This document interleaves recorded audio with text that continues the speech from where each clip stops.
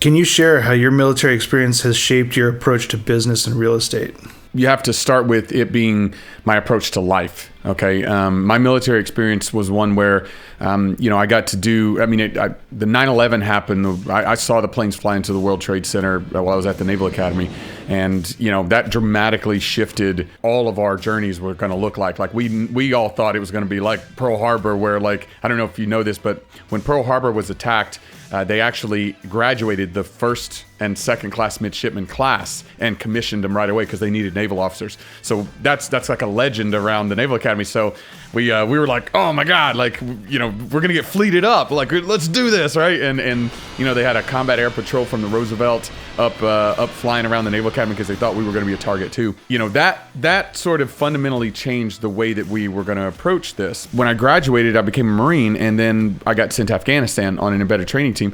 And that first deployment was the Wild West, right? It was there were gunfights and IEDs were just starting to become a thing and all this stuff. And unfortunately I saw a lot of people get hurt and killed.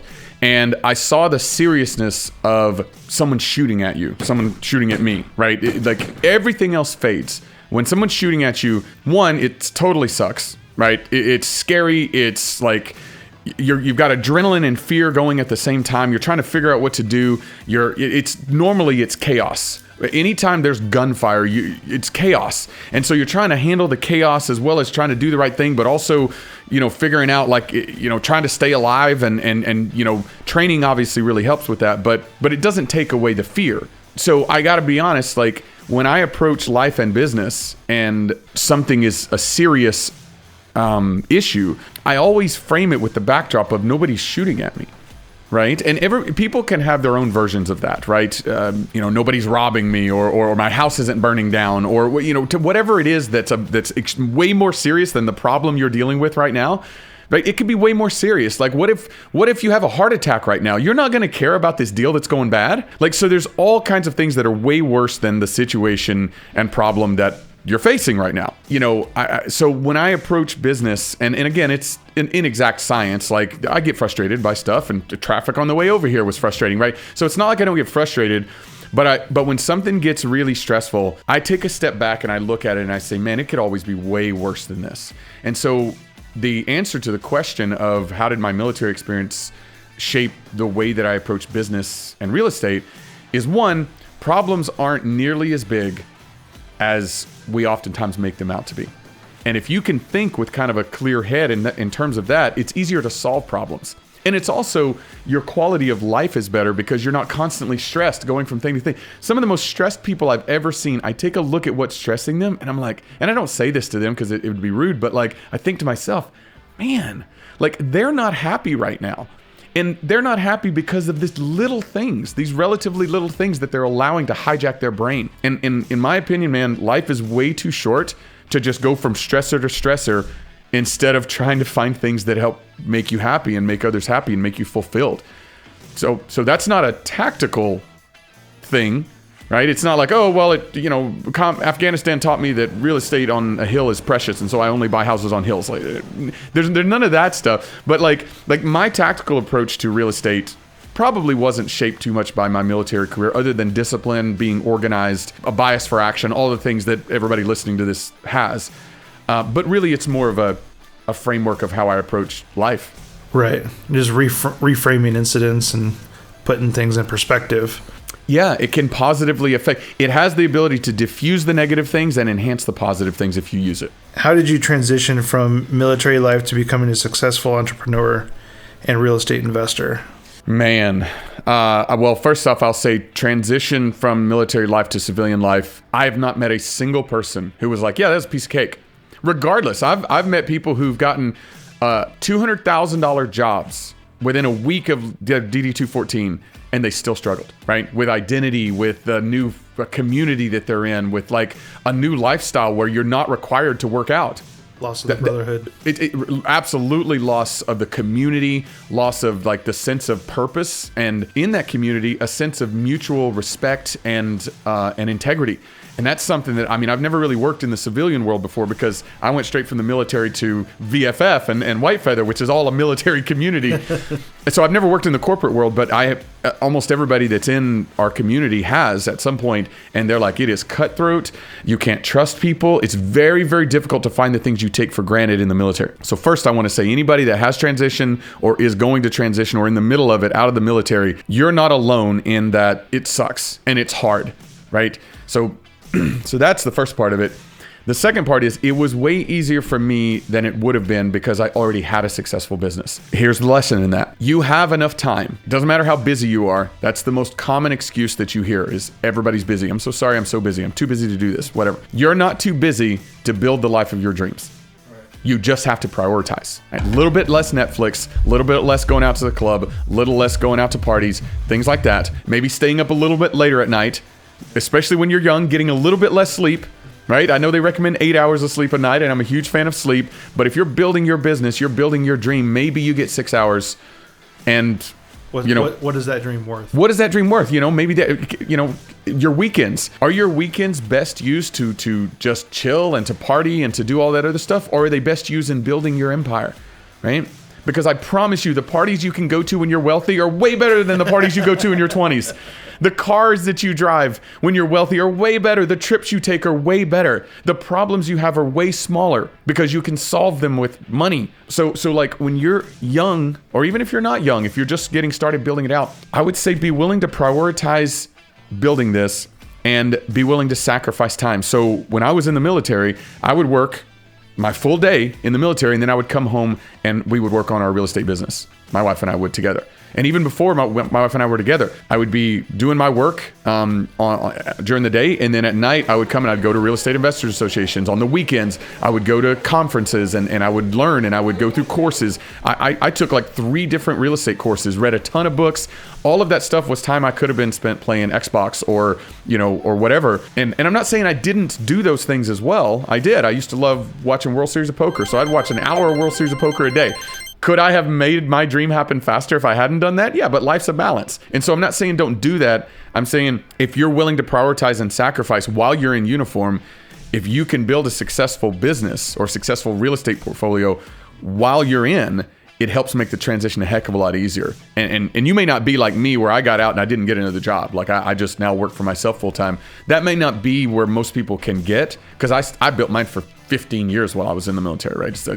Just it took me a long time. But maybe you're 2 years out from getting out, and in that 2 years, you can be a house hack and live for free. You can buy a rental property. You can self-direct your IRA, do all that stuff. And maybe you just have enough extra income to get a part-time job instead of a full-time job, or to take a job that you are excited and love for less money than that other job that paid more but would suck. Yeah. It gives you understand what I'm saying? It gives you decisional maneuver space, which is a term that I stole from Lieutenant Colonel Fosdal, who was my embedded. I was on an ETT to Afghanistan, and Lieutenant Colonel Fosdal headed that team up. And he's a mentor of mine. He's a wonderful guy. And he told me, he goes, rushing, and he was talking about the military. He goes, you need to bust your ass on this deployment. And in everything that you do, regardless of whether it's a B billet you don't like or a school that you're not enjoying or whatever, you need to bust your butt, because what it'll do is it'll give you decisional maneuver space. It'll give you the ability to take this assignment, or it'll give you promotions, which will give you more money and more opportunities. At the end of the day, you can do what you want. You can even get out of the military, but it's your decision. So doing this will give you decisional maneuver space. And so that's what I say about financial freedom. Financial freedom is the ultimate ability to have decisional maneuver space in your life. 100%.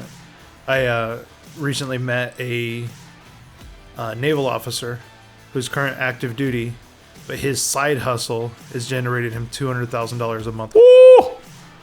I mean, what could you not do? And it's just Airbnb arbitrage.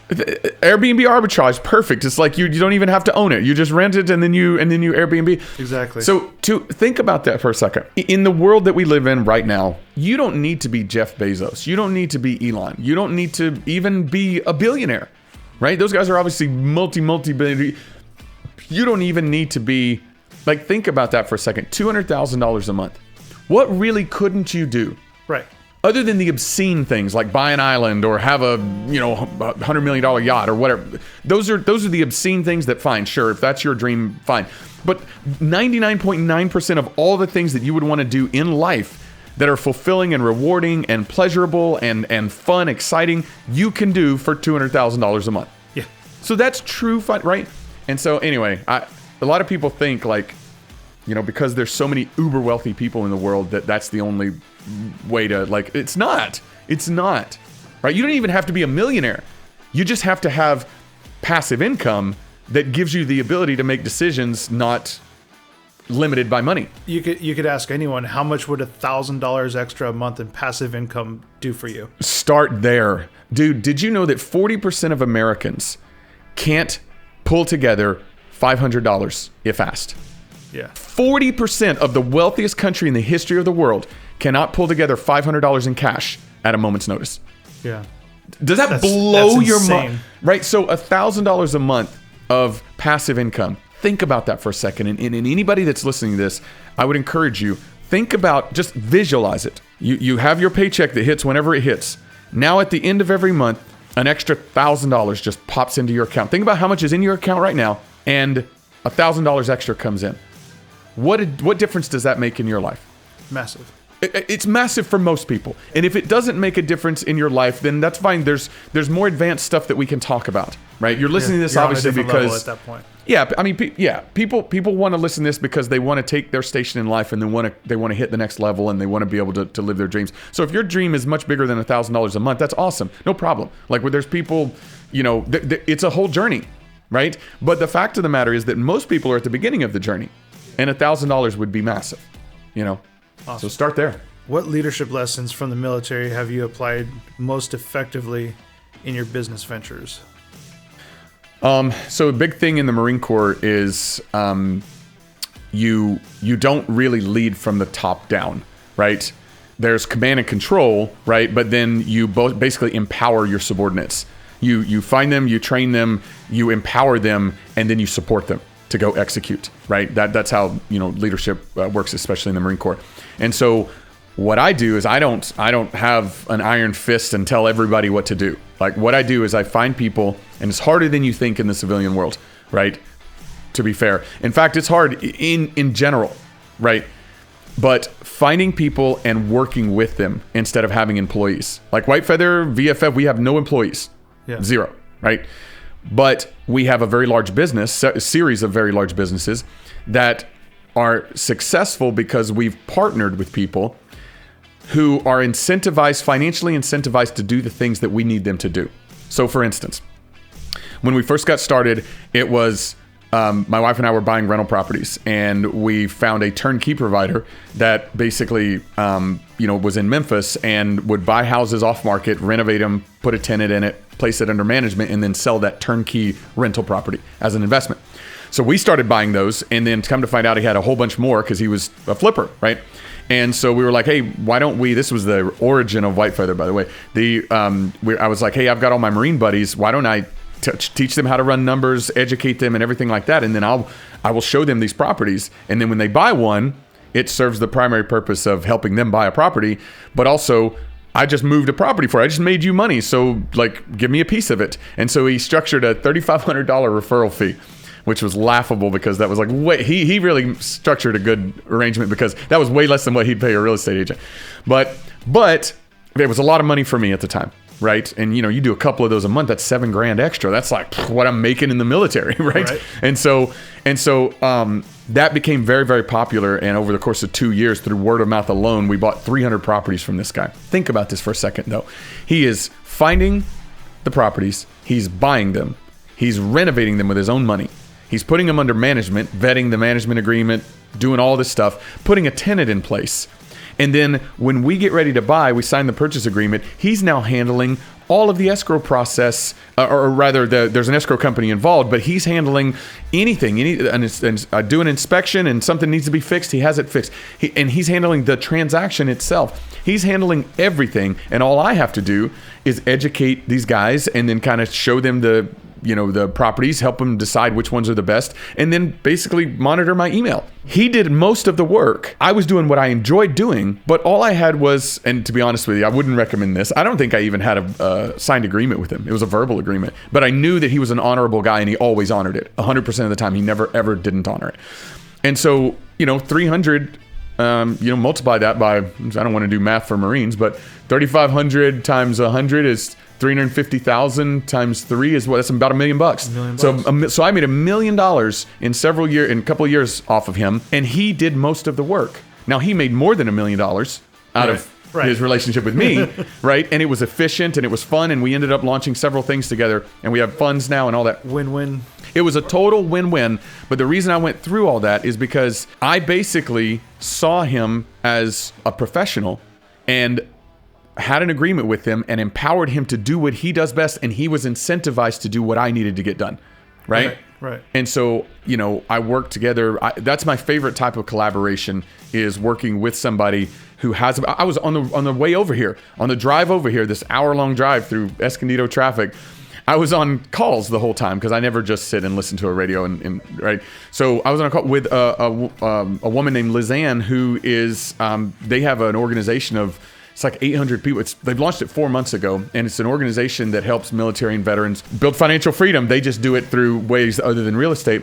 And they've got a community of about 800 people right now, and they're growing it as fast as they can. What she and I have been doing is we've been deconflicting what we offer. So let's make sure that what you're offering is complementary to what we offer, and vice versa, in which case we can now work together. And we have, as of this recording, Veterans for Financial Freedom is around 1,200 people. Well, they have 800. Together, we have 2,000 military and veterans that are all wanting to build financial freedom. That's our main mission, is to serve together. And as long as we deconflict what we offer them, we can both provide value without cannibalizing each other's business. So she's incentivized to grow her business and to grow her database and send people my way. I'm incentivized to grow mine and send people her, and 1 + 1 = 10. Does that make sense? 100%. So as a leadership principle, I would highly recommend, or what do I know, but this is just what's worked for me. I don't find employees, and I don't micromanage, and I don't browbeat people and tell them what to do. I encourage and empower and support talented individuals who are incentivized to do what also benefits my business. Make sense? Yep. 100%. All right, we're going to go into some business insights. Okay. What were the biggest challenges you faced when starting your own business, and how did you overcome them? Yeah, I would say my biggest challenges were I didn't have a network of people. It was just me and Kimberly, my wife. And because of that, we had to do everything ourselves. The flyers, the bookkeeping, you should have seen her on QuickBooks. I came back from deployment. Her QuickBooks was a disaster. And, it was miserable. We did everything. Like when we bought a property, we would renovate it ourselves primarily. We'd use contractors and stuff, but we have to micromanage the contractors and everything. And capital, we couldn't move very fast because we didn't have much money. So I didn't have a network of people that I could trust. That's what the primary challenge was, but I didn't know that back then. Back then I was just like, yeah, let's do this. It's just, we're figuring this stuff out as we go. I look back now and I think, man, if I had a network of people I could trust that I could plug into, I wouldn't have bought a property every year or two. I would have bought 10 a year. Why wouldn't I? Because all I have to do is partner up with people or raise private money, or if I don't know how to do a BRRRR deal, then I team up with a guy that's done a BRRRR deal and go and partner with them and take 50%. 50% of something is better than 100% of nothing. Exactly. Right? And and also with a proper network, I could have gotten the guidance that I needed that would have short-circuited it would have allowed me to avoid a lot of mistakes, and it would have helped me see opportunities that I didn't even know existed. I didn't know what a 1031 exchange was. I didn't know what BRRRR deal investing was, or how to do rental arbitrage, like you mentioned before, all the just self-directed IRA, like all this stuff I learned in bits and pieces over time when it could have been accelerated dramatically, right? If I had the right, really what it comes down to, and this is now what I live and breathe. Hopefully we can help the next generation, and we're doing that, help the next generation go way faster. You don't need really a ton of money to get started. That's the most common thing that people think is, oh, I'm a newbie, I don't know what I'm doing, but also I don't have any money. And it's like, well, I guess real estate's not for me. And what I learned is you don't need that. You need the knowledge of what's out there so you can see opportunities. You need to have a network of people that have all those resources, the mentorship, the guidance, the opportunities, like the turnkey provider in Memphis. He gave me an opportunity to buy turnkey deals and to offer them to my friends, and that resulted in $1 million over 2 years. I never would have known that opportunity existed if I hadn't had him in my network. And it was easy as apple pie, right? I didn't have to convince him or connive him. It was fun and it was easy. And that happens when you have a powerful network. So you need the knowledge for sure. You need to have a network of people that can help you do all of this. And then ultimately, the one thing we did have at the beginning was we were furious action takers. And that's a critical element as well. Some of the biggest limitations and mistakes, I think, could have all been overcome by having a good, powerful network and the knowledge to do what I needed to do. I think, too, one of the great things about having a network is the ability to leverage other people's time. Oh, yeah. Well, that's the number one thing. For me right now, that's why I'm here. I'm literally like recording in a studio and doing an interview right here. And I know that the team at Icon is going to take this interview. They're going to chop it up. They're going to put all kinds of editing and make it look cool and feel cool and all that stuff. And then they're going to, they run my YouTube channel. So like they're going to drip it out on YouTube and make sure it has maximum engagement and search engine optimization and blah, blah, blah. All that crap that I don't want to do and that would take me a lot of time to do.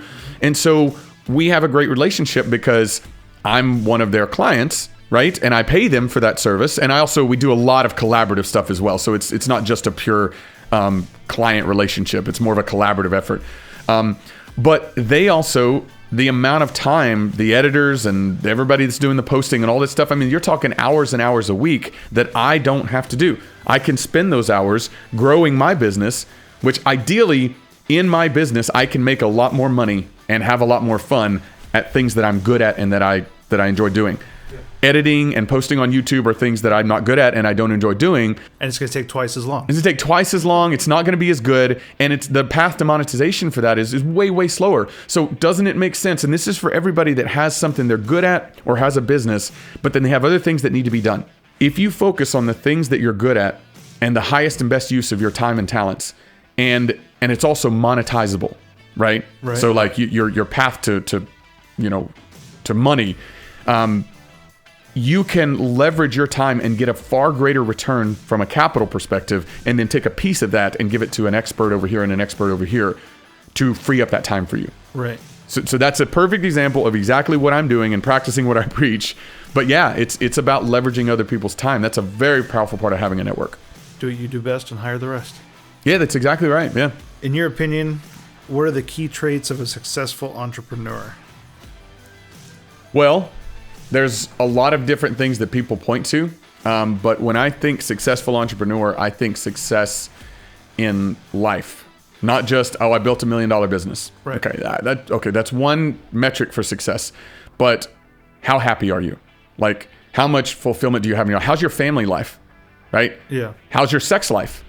Honestly, what's all a part of being human. It's all a part of our experience in this. How's your relationship with your kids? Or, let's say you're young and single and you just want to party all the time. Like how good are the parties that you get to go to? Like, do you get invited to parties, or do people hate you because you were a total dick in building your business and you have no friends? Right? Like, all of these things play into it. And so to me, it's not just about money. When I think of successful entrepreneur, I think of somebody that has built a successful life and has the ability to have longevity, right? So with that in mind, resilience is probably, it comes to mind. Persistence and resilience, those two go kind of hand in hand. Persistence is moving forward consistently regardless of adversity. Resilience is being able to come back from adversity and keep moving forward. So they're slightly different, but they're both really important. Well, another way I'll say this is persistence is continually doing the actions that need to be done to build your business. Mm-hmm. Resilience is not letting failure deter you, because you will fail. You will absolutely get knocked down. You'll 100%. Get beaten up. You'll try things that don't want. This last year, my God, like I was like, hey, I want to grow this business. We've never done marketing before in any fashion. And so I really want to start getting the message out there, and it has to be more than just word of mouth if we want to grow this thing exponentially. So what do? You bring in marketing people. And I have wasted so much money on failed marketing attempts. It's crazy, right? And I look at that and I'm like, well, this is my mission. This is my dream. I'm never, ever going to stop. So I'm not going to sit here and just sit in all of those failures and wasted money. I'm going to take the lessons out of those and I'm going to iterate, right? And that's what Elon Musk says. He was like, if you're truly innovative, then you have to be failing. If you're not failing, you're not innovating enough. Right. Right? You're just doing the same old safe thing that works, kind of, but it's not going to build a dream or a meaningful or impactful life. Yeah. You Every failure is a lesson learned. It can be. Every failure can be a lesson learned, or it can be another brick in your psychological pack that'll eventually weigh you down until you give up or kill yourself. It totally depends on perspective. It's like General Mattis says, like, you can have post-traumatic stress, you can have post-traumatic growth. I'm not trying to minimize the struggles of PTSD. I am diagnosed with PTSD, right? So and again, I have my struggles just like everybody else that's seen combat and seen dead bodies and killed in action and all that stuff. Like, you deal with, by the way, public service announcement, nobody on this planet is completely anxiety-free or, worry-free or frustration-free or any of that, right? We all are. It's just how you approach it, right? Yes, I've had traumas in my past, in my childhood, in uniform, and so on. When I look at those, do I stress about it, or do I take the lesson and try to grow from it? And I say try because it's an inexact science. But I can tell you that focusing on that provides so much more peace, so much more happiness, and so much more actual growth than just wallowing. Right. Yeah. Well, I mean, yeah, I'm not going to go there. No, I know. I mean, that's the beautiful part about this is you're not on camera, but you're interviewing me on this, and you are somebody who also, right, because you served in the Army, you also have experienced this. And how many thousands and thousands of people that listen to this have stories like that? Right. Most. Right? 100%. So that's why we're doing this. Especially all of us who have transitioned. Yeah, exactly. How do you stay motivated and focused when faced with setbacks in your business? Yeah. So there's a book called The Gap in the Gain. I think it's by Sullivan. I don't remember who wrote it. You can Google it, called Gap in the Gain. It'll pop right up. And it basically says that, most people focus on the gap between them and their dreams. Right? It's like, I want to build $1 million business. Well, I have a $0 business right now, so I'm $1 million away from it. Okay, that's a lot. And they focus on that, and they're like, I need to do this and this and this in order to get there, and that's fine, no problem. The problem is when you exist in the gap, no matter what, at all times, then setbacks can be debilitating for you, right? So let's just say, let's say $10,000 a month of passive income. So I'm at $0 a month of passive income. I've got to 10,000. That's the gap. I work really hard for 2 years, and I get to $5,000 a month of passive income. I can look at the gap between that and 10 and be like, I've worked for 2 years. There's so much left to do. Oh my God. Or I can look back at where I was 2 years ago and the gain that I've experienced since then. And I can be like, whoa, my life is better than it was. I have results to show. Yeah, I just did this deal, and instead of getting to $6,000 a month of passive income, I dropped down to $4,700. I'm not $300 less than I was at $5,000. I'm $4,700 more than I was 2 years ago. Right. Does that make sense? So, and now you can't exist only in the gain either, because then you'll never be motivated to move forward. So you have to be able to constantly move between the gap and the gain. But when setbacks happen, and like I stay in the gain. Honestly, I'm at a probably a 70-30. I'm sorry, the gap 70-30. Because I do dip into the gain quite a bit and look at it because I'm like, wow, we've worked for 15 years and we've really accomplished a lot and so on. But the gap is where ultimately you drop. We have goals for VFF, for White Feather, for all. We have big goals for all these, and that's in the gap. But I've faced what we just talked about it, right? Yeah. I've spent $100 and something thousand on marketing, and it created really no systems that have sustainably lasted. So I'm back at square one. Right. So I can look at that and be like, oh my God, like those failures are gut wrenching. More importantly, it's been a year of doing this. So a year of my work plus $100,000 and nothing to show for it. Right? That's a very personal, very vulnerable thing I'm sharing right now. And I have I can look at that and late at night or whatever and be like, that's just like, it sucks and it's a waste and, there's so much risk and all of this stuff. And when I find myself doing that, you could spiral when you do that, especially at night for whatever reason, when you're going to sleep or wake up in the middle of the night. When your head's on the pillow, it's just like spiral. Yep. And it also keeps you from going to sleep, which makes you tired the next day, which makes you less able to, right? And so And then when you realize that, you start thinking, oh my God, I need to go to sleep. And then it wakes you up even more. So what I do instead is and I'm a gratitude person, right? And I believe in blessings. I believe in, that there's a purpose to this life. I believe in God. I believe in structure and order in the universe. And so for me, what I do is I look at basically all of the stuff that we've gained. I look at myself. I was saying this yesterday as I was walking on, the beach there in Carlsbad, a beach that I've walked for 15 years on and off because I've lived in and around this area. And I remember myself 15 years ago, and I was thinking to myself of all the problems that I was facing. It's got this thing and this thing and this thing over here that's not going well. And I was like, man, when I was walking on this exact beach 15 years ago, even 5 years ago, let's call it 5. When I was walking on this exact beach 5 years ago, I would have given anything to have the problems that I have right now. Because they're problems of somebody that has gained so much toward his dreams. Yeah. Right? Yeah. And so the problems will never go away, but whenever you're faced with adversity or setbacks or just anxiety and worries because of problems, look at the gain. Right? That's what I do is just look at the gain. Yeah, get the gain for support and motivation. Yeah, and you combine that with the gap. Combine that with it could be worse, right? It could be way worse. What if you have a brain aneurysm right now? Yeah, and you know what I'm saying, right? It could be. It doesn't have to be that extreme, but like what if you throw your back out right now and you're bedridden for the next 3 weeks? Isn't that a worse situation than the current situation with all your problems that you're in right now? You're walking on the beach, right? Right? And you can take that situation and literally. It's just a mental practice that allows you to recognize the blessings that you have, the gain that you've made, and be proud of it, and simultaneously realize that it could be worse. So be thankful for the situation right now where it's not worse. Yeah. Right? And that does help. But you have to practice it. You can't just talk about it. You have to practice it.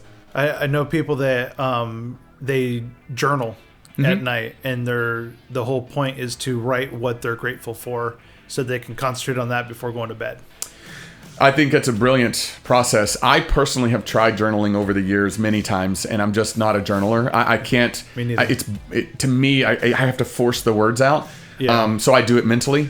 Yeah. But it's the same exact thing. And I'm still trying because there's so much research that talks about how good journaling is for you and for your mind and for your creative processes and for your your emotional stability, and it's indisputable. I get it. It's really hard for me. Yeah. So if it's hard for you too, if it's hard for other people, then just try it mentally. I'm right there with you. We're going to go into personal development mindset since we're pivoting there anyways. How has your mindset evolved from your time in the military to becoming an entrepreneur and real estate investor?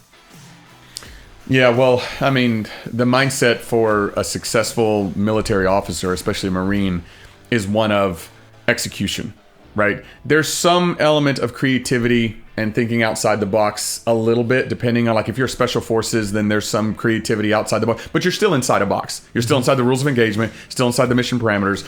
With a non-special forces Marine, you're in a pretty tight box. The only box that's tighter than a Marine is an Army guy, right? So the Army really, it's because there's such a massive organization and they have to be able to create a standard sort of framework and process to create a product, right? The soldier. And so because they're so massive and because they have such a wide data mission set, you find very rigid thinkers in the Army, or at least I did, right? And that's how they execute, and that's how they're very successful at what they do.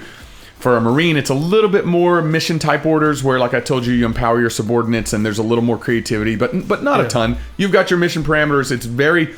Being a good military officer is about execution more than anything else. It's about consistently executing at a high level and empowering your subordinates to execute at a high level and right. Yeah. Execution's important in the entrepreneurial world, but my God, is creativity, is proactive thinking, is teamwork where people do not have to listen to you. Yeah. Right? You cannot give orders in the entrepreneurial world. People will, they'll either laugh at you because they think you're joking, or they'll recoil and be like, no. Yeah. Or they just will go quietly away. And they won't work with you, right? And so you can't give orders in the entrepreneurial world. Can't make them do push-ups. You can't make them do push-ups. You can't, you have to rely on people who will not be there at 8 a.m. They'll be there at 8:20. Right. In the Marine Corps, if you're there at 8:01, in fact, if you're there at 7:58, we're probably having discussion because you cut it way too close. What if something happened? Right. Right. And so, and You're so not 15 minutes early, you're late. Exactly. Right. and so in the civilian world, you have to think more creatively. You have to be more resilient. You have to be nicer. Honestly, you have to be a lot nicer. You have to develop people skills and be able to educate and inspire. Because people will follow you because they want to, not because they have to. Right. Yeah, and they'll work with you because they want to, not because they have to. And so a lot of the softer skills you need to develop, right? And the creativity, thinking outside the box. I mean, in the entrepreneurial world, if you're in the box for too long, your box is going to get flanked by a competitor or technology or something like that, and you're just going to run out of business. Right. So like you have to constantly break the paradigm and think outside the box. So it's a shift. Yeah. And what I would tell you is absolutely requires an investment in personal development, like without question. 100%. Ours, it was interesting because ours didn't even come from real estate conferences. Believe it or not, my wife and I, whenever I was in the military, she started working with a company called Isogenics, which is a health food company, and it's a network marketing company. I was with them too.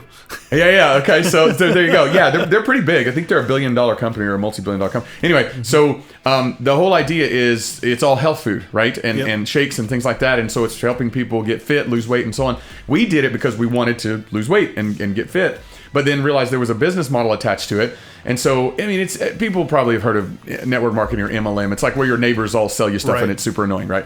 And so, and so we got that. But I realized that even though the average person was super annoying and not good at what they did, the people that were good were crushing it. $100,000 a month in net profit kind of stuff. And I was like, whoa.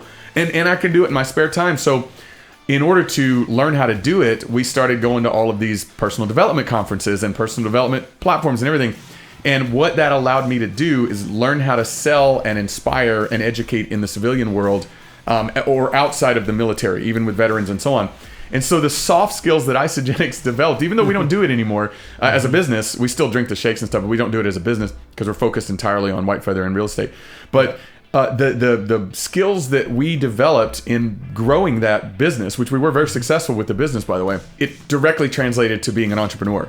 So you wouldn't think, right, that like a network marketing, like it's like that's like what Amway, like Melaleuca, like those kinds of things. You look at those and you think, that's not a real business, right? But some of the skills that have helped us build 4 multi-million-dollar businesses came from Isogenics network marketing. It's funny you say that because that's the exact same journey I got from being in the MLM. Like that's where I got my sense of personal development, cool, reading books and going to those conferences, all because I was in network marketing as well. Yeah. So I met Greg Reed because I hired him when I was running events for one of the network marketing groups I was in. Wow. I hired him to speak at our event. Wow, that's awesome. That's super awesome. Yeah. So I mean, they're all out there, and there's tons of other opportunities for people to make side income now using that. But I would say from a success in entrepreneurial world, personal development, it's not a good idea. It's an absolute must, and a continual personal development. Can you share a significant obstacle you faced in your personal life and how you overcame it? Whenever my wife and I decided to start having a family, we had a very significant decision to make, because at the beginning, especially when I was deploying, she was doing all the work, right? And she was fully invested, going to all the RIAs, educating, buying houses, renovating them, all that stuff. And so when we decided to start having babies, it was like, okay, well, how are we going to do this? How are we going to divide and conquer? And we decided together that she would focus entirely on the children, and I would focus entirely on, and this all happened right around the time I decided to get out of the military as well. So like the challenge was, okay, now I'm faced with losing my only stream of income that I've ever known, my W-2 income, and simultaneously being solely responsible for paying for everything for our family. Yeah. And then as soon as I transitioned out of the Marine Corps, so I dropped papers in October of 2019, and I was set to get out in October of 2020. In March of 2020, COVID popped up. And so we had no idea what the world was going to, the whole world shut down. Real estate was like, well, what? Can you even buy real estate now? Can you even go to open houses? No, like this and that. We had no idea. We had no idea if millions of people were going to get laid off because they couldn't go to work. Could they pay their rent? What about all of our renters? Are they all just going to stop paying? And then there was a moratorium on rent, if you remember that. Yep. Like they're basically like you couldn't kick or a moratorium on evictions. You couldn't kick somebody out. And so it was like, wow, what if everybody stops paying rent and we're not able to buy and sell houses anymore? I just, recently launched the accelerator. So I had this little baby coaching program. So that was a significant thing. And it was like, well, how do I navigate this? And I'll tell you, I'm just going to tell you the truth, right? I prayed a lot, for guidance as well as for like emotional stability and courage. And I relied on the people in my life that I had built that I could trust. So my network of people, Yep. Dan DeVille and Greg and Namro and Matt Owens and all the rest of it. So I had a core group of people that I built, and it goes back to building your network. It's incredibly important. But I had a core group of people, and I got together with them and I said, hey man, I'm this is what's happening, right? I'm getting out. And it was to Dan specifically, who's an entrepreneur. And he's a very successful entrepreneur. And he's built several companies that have also failed. And he's built several that have worked really well. And, he's done incredibly well. And so he told me, he goes, listen, and this really helped a lot. He said, one, you're doing the right thing, regardless of a pandemic. Like, you've made this decision years ago. Yeah. And so, you're betting on yourself. And my question is, do you have any doubt in yourself, or are you still willing to bet on yourself? And I was like, no, I don't have any doubt in myself. This is all just external stuff. And he said, okay, so just think about this. If everything goes to crap, how many of us do you think would step up and say, buddy, I got you. Here's a business opportunity. Here's an employment opportunity. Here's a way for you to bring your talents to help my business over here, and I'll pay you and make sure your bills are paid, right? How many of those? And I was like, a lot, probably a lot. He was like, yeah. He goes, dude, we got you. Like, one, you're going to be fine. And you're going to go crush it. And I don't know what's going to happen with this pandemic or whatever, but like, life will go on. This is not an emergency this isn't the 2008 housing crash, right? The government is literally shutting down on purpose. So that means that it's controlled. So, they're going to print a ton of money. They're controlling the shutdown, which means from a market perspective, the housing market is probably going to be okay. And what happened? It ended up booming, right? It was the greatest 2-year run in our history, right? And so I couldn't have known that at the time, but he was basically saying, and Dan is also a man of faith, and we prayed together, and he was like, I think that you've already made the decision, right? You don't need to go back and revisit that decision. You can't go back anyway. I couldn't have gone back into the military if I'd wanted to. I'd already dropped papers. It was that combination. It was the combination of being able to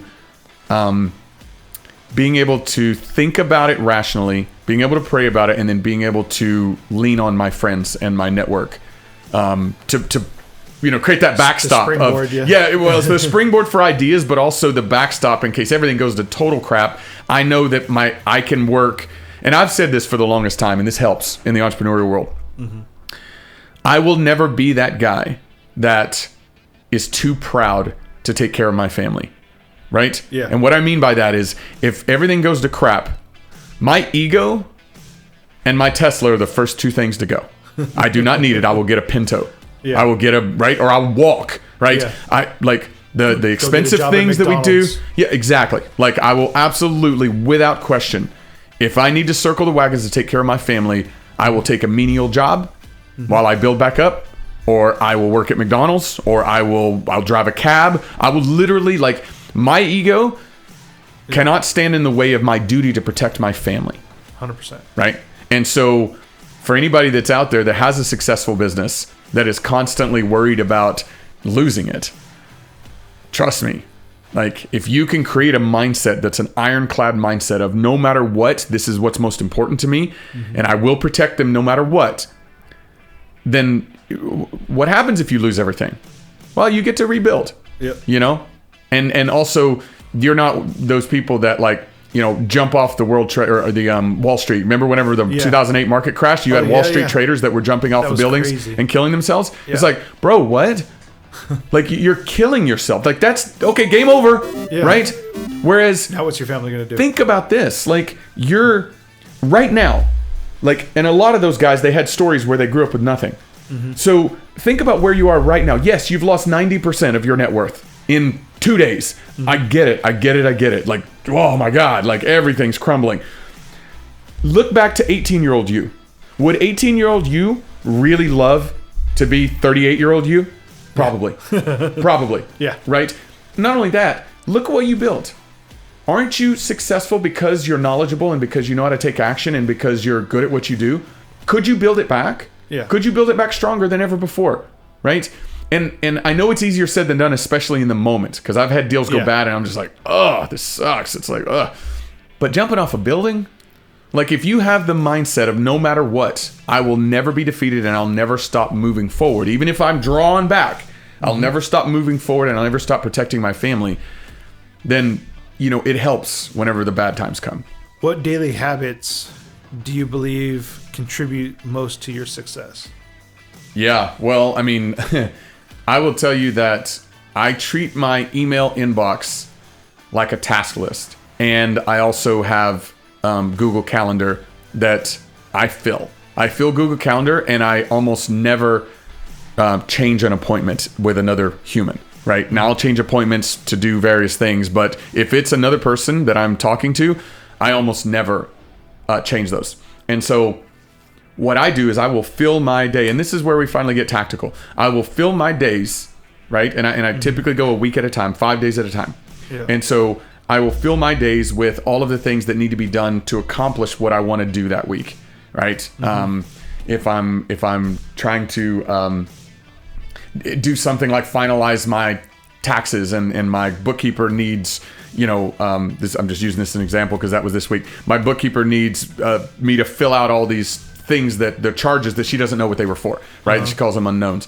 So, all right, I need to give that to her so she can file in time. So I will put that on a Tuesday, an hour to do unknowns. And I don't move that. I'll pull up that email and I'll go do the unknowns, right? A lot of this stuff, it sounds like very blocking and tackling, but you asked what day-to-day things we do. And I can talk about all the motivation and I get hyped up and like I do all this stuff. That doesn't last long. Yeah. Like, you can get super hyped by a motivational video first thing in the morning and it'll last all of 5 minutes. Yep. Right? Then you got to figure out the blocking and tackling stuff that'll get you through. What comes back to taking action? It's taking action, and taking action actually as well will motivate you, right? You sit down in front of a computer or whatever, or a phone, and you start doing this, right? As you do it, your body starts like responding, and physiologically you start building up confidence and release. Every time you successfully complete a task, your brain drops a little bit of dopamine into your reward jar, and you feel a little bit better, a little more accomplished, right? And it's not, I love that saying, the journey of 1,000 miles begins with a single step. It's the steps. It's just like going and running, doing the long distance run. It's that when you start going, it's like, okay, and then the muscles get used to it, and then you start going into it, and then now you're 2-3 miles down the road. Yeah, you feel better at mile 2 than you do at the first like half mile. And it's crazy, right? Because you should be tireder, and so I do that, and then and this is going to be controversial. I treat my email inbox and my messaging platforms as task lists, which means if I have more than 10 unanswered emails, it unsettles me. I need to attack that, right? If I have 20 or more, I will kind of shut things down. And I like to keep my unanswered emails around the 5 email mark, right? And that is, what that does is, if you send me an email into my inbox, for sure you know that I'm going to see it. Yeah. Like, without question, I'm going to see it. If I don't respond to you, then that's a different story altogether, right? It's like you're either spamming me or you've reached out to me and tried to get my business somehow because you found my email on LinkedIn or whatever. Now, I don't always respond, especially if it's somebody I don't know. Yeah. But if it's like if you wrote me an email and said, hey, buddy, I need you to do this, whatever, and you give me a time frame, 1, I'll respond to you, but 2, I'll use that as a task. Yeah. And so I try to clear my task list, and I never clear it completely, right? So just bear in mind. But I try my best to clear my task list every single day. So I'm not the 500 unanswered emails guy, right? I'm the 5 unanswered emails guy. And that's how I the Google Calendar, plus I also have a task list that's more enduring tasks. I don't need to do them right now. I can do them in a month or a week or whatever. But I will put recurring tasks on the calendar and send them out recurring till forever. If I have the snooze button, also is a phenomenal tool. I showed this to Kimberly the other day and it blew her mind. What if somebody sends you an email that's actionable, but it's not actionable for like till 2 weeks from now, or it can be done 2 weeks from now? Instead of letting it sit unread, or even worse, clicking read and letting it just sit in an inbox, right? It'll just sit there, but it'll effectively not be actionable because it's already read. But if it sits there unread and you have too many of those, then you're going to have 50 unread emails and it gets overwhelming and stressful. Just snooze it for 2 weeks. It'll come back to you in 2 weeks, fully unread as a fresh, brand new email. And so you snooze all the ones that don't need to be done right now. You action all the ones that need to be done right now. And that's how you keep a 5 unread inbox. And that's hyper efficient, hyper organized. And, you know, ultimately, those are the little things. You want to talk about how to build 4 multi-million-dollar businesses? Emails, calls, right? It's crazy. It's like that's what it takes. Emails, messages, and calls. And that's ultimately how you build those things. So get hyper organized in those 3 areas: emails, calls, and messages, and then use, you know, I use Google Calendar, whatever calendar app you want to use. Dude, I've got stuff that needs to be done in October, right? It's like property taxes or renewing insurance or whatever. And I'll go to 7, 8, 9 months from now and I'll book it on a Tuesday at 8 a.m. where I know for a fact I'm going to see it. And then I just forget about it. I outsource my brain to the cloud. And that way I'm able to stay sane and you know, be able to spend 2 hours recording instead of my phone going blah all the time, right? Right. So 100%. There's a pro tip for you. That may be the most useful thing that's in this entire interview. There's a little bit of tactical pro tip knowledge that people can use.